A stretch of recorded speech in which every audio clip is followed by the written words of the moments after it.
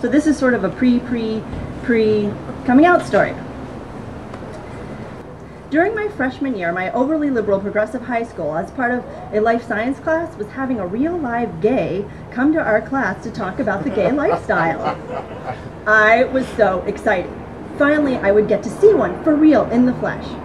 I had discovered what being gay really meant by then, and I had lots of questions and a few concerns.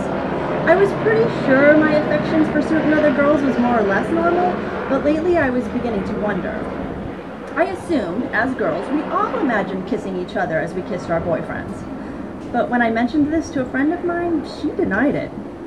I was beginning to rethink my assumptions and was questioning my own sexual orientation.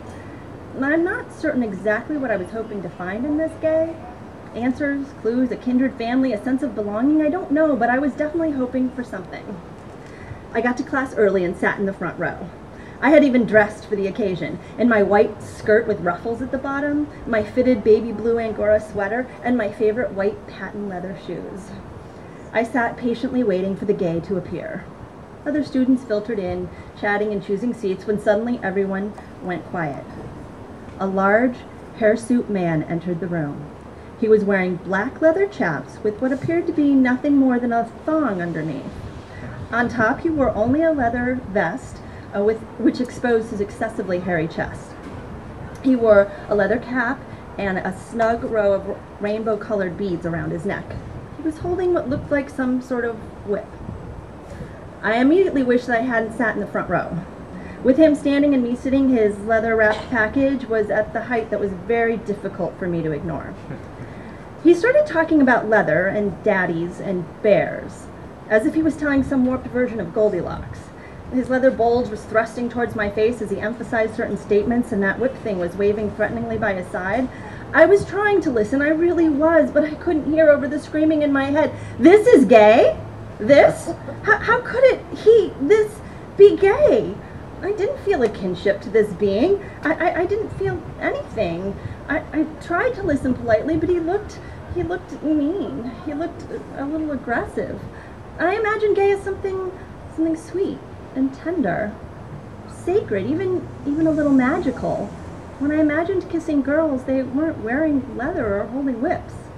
They were soft, their muscles tendered under my touch. They were excited but scared as they reached for me, wanting but a little unsure of themselves. They were more or less the tomboy version of me. Now I was more confused than ever. I wanted so much to find where I belonged. Me with my ruffled skirt and tight sweater and ribbon in my hair. Me who gladly kissed the boys but passionately dreamt about the girls. Me who liked the attention she got from the captain of the football team, but whose heart pounded at the sight of the captain of the girls' volleyball team. I didn't play sports. I wasn't a tough girl. I curled my hair and I did my nails, but I was different. I wasn't like other girls. I wasn't one of them. I didn't know what I was. I returned to the overly exuberant, muscled man in front of me. He no longer scared me.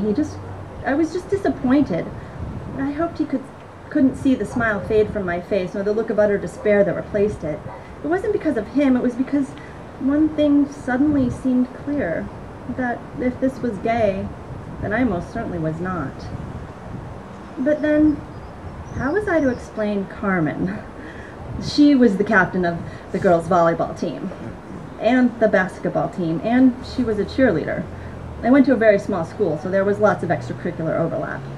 She had short dark hair, green eyes, and freckles, and she was utterly fearless. We had this thing in my school called experiential education. This was a week-long out-of-the-classroom excursion which all students were expected to participate in. Trips would range from rafting in the Grand Canyon to exploring the Louvre, from biking through Arizona to learning to scuba dive in Maui. The more extravagant trips were out of my budget, but I was always perfectly happy to spend a week in nature, learning from the wind and the sky, escaping the confines of brick walls and hard-covered textbooks. My sophomore year, I chose a trip hiking through Canyonlands National Park, and, as luck would have it, so did Carmen. The first day out, I tried to stay close to her as we hiked along, listening contently as she entertained everyone with her stories and jokes. During a midday break, she climbed atop a tall rock to rest. I scrambled up after her. As I crested the rock, there she was, a true goddess, strewn topless and unapologetically exposed. She was the coolest. Would you like some water? I offered. She was my peppermint Patty and I her Marcy. I would serve her dutifully, catering to her every request, though hopefully I would anticipate her desires before the request was even made. My reward would be her gratitude. I needed nothing more. As she took a swallow from my canteen, I made quick business of removing my top and procuring a spot by her side, close but not too close. She lay back down. What a beautiful day, she claimed. Doesn't the breeze feel wonderful? My nipples came alive at every wisp of wind. Wonderful indeed. That night, there was poker, with a hand-picked group selected by Carmen herself. She smoked cigars, which I lit for her, and drank whiskey from a shot glass, which I made sure stayed filled.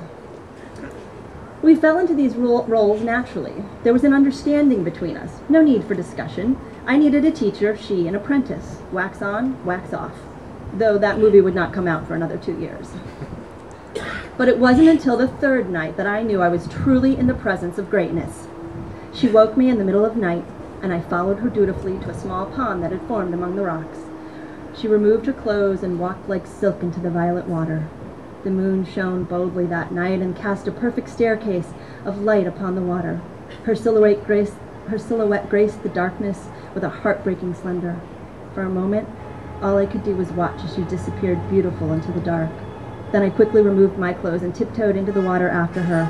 I moved with silent vigor, hoping my body would not register the cold desert night and cause me to squeal like a girl. We swam for a moment in silence, taking in the air and the water and the moonlight and the rocks and the tranquil wonder that only a cathedral of canyons can invoke. Then she disappeared under the water, and the next thing I knew, she was rising beneath me. The back of her neck between my thighs, she rose into the air with me perched precariously upon her shoulders. And now I did squeal, with a rush of ubiquitous delight that arises from the unexpected and yet hoped for.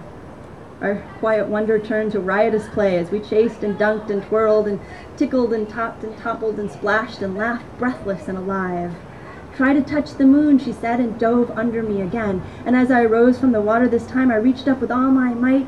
I've almost got it, I started to say, when suddenly, what seemed like hundreds of tiny lights, held by hundreds of tiny hands, attached to hundreds of tiny boys, giggling with hundreds of tiny mouths, illuminated the night simultaneously. It seemed there was a Cub Scout troop camping nearby that had heard our playful banter and came to investigate. I fell back into the water, crouched down so the water would cover me, but Carmen did not miss a beat. She was neither shocked, nor dismayed, nor put off, nor concerned in any way. She turned ostentatiously towards those lights and marched brazenly out of the water.